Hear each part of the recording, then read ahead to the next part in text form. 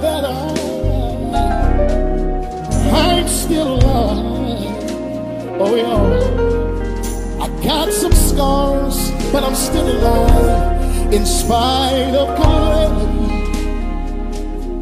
He still has a plan for me, and it's working for my good, and it's building my testimony. So that I may. Hello, everyone. My name is Chantel Suber. I currently reside in Virginia. I am from North Carolina, and I am just honored to be able to share my testimony with you.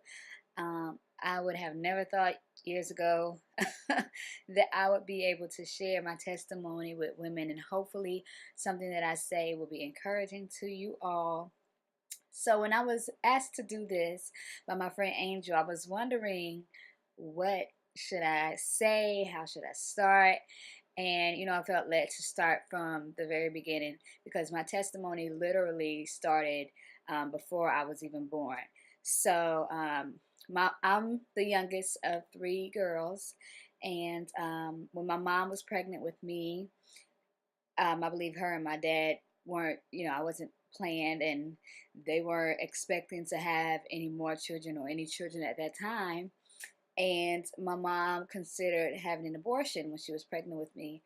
Um, and so she had set up an appointment to go to the clinic, and she went there to the office to get the abortion done. And they check you out to make sure you're not too far along, that there's nothing that will prevent the abortion from happening, basically.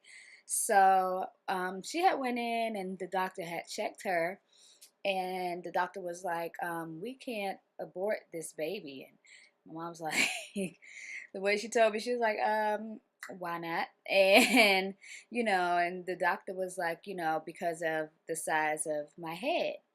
And growing up for so long, when I was in elementary school, middle school, high school, even up until maybe 5, 6 years ago, I was so self-conscious about my forehead. I didn't like the size of it. I was like, it's too big. I'm sitting here trying to do everything to cover it up, different hairstyles, turn a certain way so that it doesn't, look crazy, I guess, or whatever. So when she had told me that story, it just really made me say, like, wow, like the one thing that I grew up not liking about myself was the one thing that saved my life.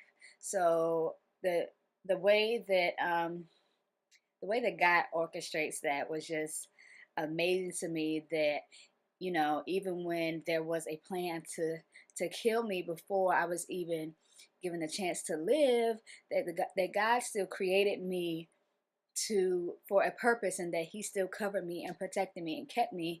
And even though, of course, me and my mom are still close. Me and my mom are close, throughout my entire life. But when she told me that story, it was like, wow, that the doctor couldn't abort me because of the size of my forehead. And I'm like, well, what if it would have been a different situation, if that wasn't the case. And I'm just grateful to God that He created me the way that I am. That something that I've been picked on about, and something that I've even picked on myself about, was the one thing that allowed me to live. And so growing up when I was younger, um, let me see, fast forward from middle school to high school. Of course, that's the age when you're boy crazy, and you have this guy, and it's like, we're gonna be together forever. You done named your kids, and you done named, planned your wedding and everything. And I was in a relationship that wasn't healthy, and at times, even in high school, it was abusive both ways, and it wasn't something that I was proud of being a part of, and it was something that I felt like I didn't know how to get out. And along with that, I wasn't focused in school because of that. My grades sucked, and when I would get like C's and D's, I'd be like, well, thank God it's not an F. Like, I was not focused in school at all. I had no plan on what I wanted to do when I graduated. I didn't really have a desire to really make it further, than maybe college, community college, because when I was I was talking to my guidance counselor one day, and you meet with them, I guess yearly or however we did it, to see what track you're on as far as college and community college. And she had me checked out for a 4-year college, but then she erased it and she put like a community college or something like that, which is still a good opportunity. But I was just like, nah, okay, whatever. I was like, I don't care if she checks that off, because I probably won't go to college anyway, because my grades weren't where they're supposed to be. So I would apply to colleges and I would get denied from college after college, and I just really felt like, I'm like, what am I going to do? Like, I had an idea of what I wanted to do, whether major in Spanish or dance at that time, but I really didn't have a plan, like a certain school I wanted to go to. I didn't even have a major that I wanted. Um, and when I was younger, I remember telling my mom, I want to be the first person to do something, the first person to do something in my family. And I didn't know what that first thing would be. I just knew I had a desire to be the first person. And so to do something. And so I had got denied college after college. So I ended up getting accepted to 2 colleges, because my GPA at the end of high school was a 2.1, I believe. Not great at all. And so I had my 2.1. I got accepted to 2 colleges. One was Shaw University in Raleigh, North Carolina, and the other was Norfolk State.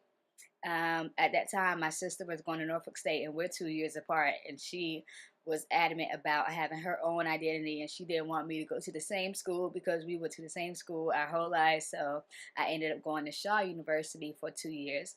While I was going there, um, I was looking at the majors because, like I said, I had no plan.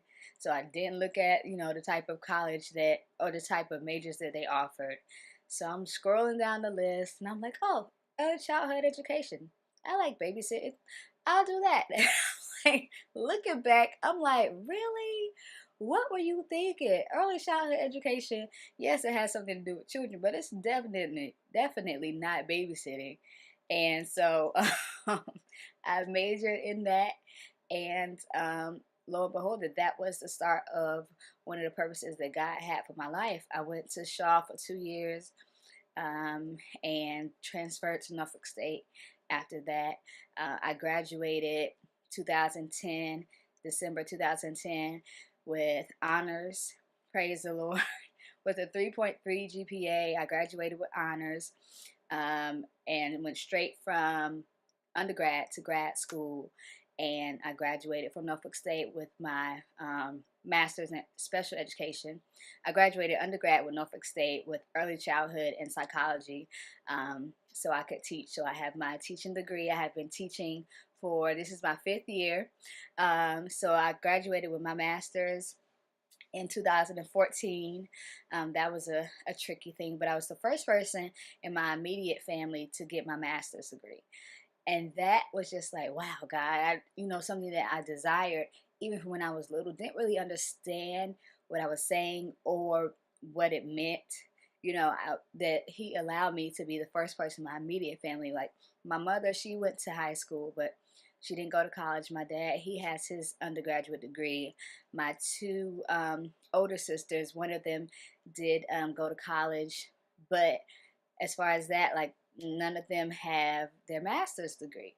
And so to look back and say someone who was not focused in school, who didn't have a plan, barely made it out of high school, to be the first person in her immediate close family to graduate with not only 1 but 2 degrees. And I'm just so so grateful, y'all. Like, even as I say this and say it out loud, it's just like, wow, the way that we think that, we look at what we go through and we're just like, okay, I'm just do this and I'm gonna do that. But even me just randomly selecting a major was a purposeful decision that God was like, yep, I want you to choose that, to go to this school so that you can, everything, how He's so intentional about the steps that He places us through in life. And I'm just so honored that, now I am teaching. This is year 5 for me. Y'all keep me keep me in prayer. Keep me in prayer. I love these babies. I really do. And I'm grateful to say that, after 4 years of teaching, that I was voted Teacher of the Year in my school. So I was selected by my peers, all of those that work in the school that I teach at, that voted me with only, being there for 4 years, that they saw something in me and that God gave me the favor to be able to have that. And even leading up to my opportunity to teach, that the way that that happened, I was going up there to renew my paperwork for a long term sub position, and was informed about this job fair that I ended up going to, and that's how I got my teaching job. And so I see that everything that I might have been like, okay, I'm gonna do that, that God was, placing me in certain positions to be around certain people, to do certain things. And I'm just honored, and I hope that you are encouraged to know that if you feel that what you're going through is just mundane, that it's just regular, that there is a purpose for where God has you for now, and to be content in wherever He has you, to not be so focused on your desires for the future that you forget to be grateful for where you are now, because someone is praying for something that you have now that you might be taking advantage of. And I'm saying that, and I'm checking myself while I say that. So not only did God, show Himself in a mighty way with that, but of course, being in church, I grew up in church all my life. I grew up in an AME Zion church. The church I'm at now is not denominational, so I grew up in church, but I wasn't really the one to be waiting to marriage. To be honest with you, I'm not a virgin, but I really did not want to be, giving myself to men that didn't show themselves to be worthy of me, as far as marriage. Now that I see that, so the Lord has been strengthening me, because if it wasn't for Him, this period of waiting to marriage, and I have been, waiting for, this is year 8 going on. So if you're considering waiting, or you're waiting and it's hard, like, you're not the only one. Like, you have those days where it's easier than others. You have those days where you're like, okay, Lord, where is He? Because it's time, and I'm trying to honor you, and I'm trying to wait, and it's hard. And we can be real with God, and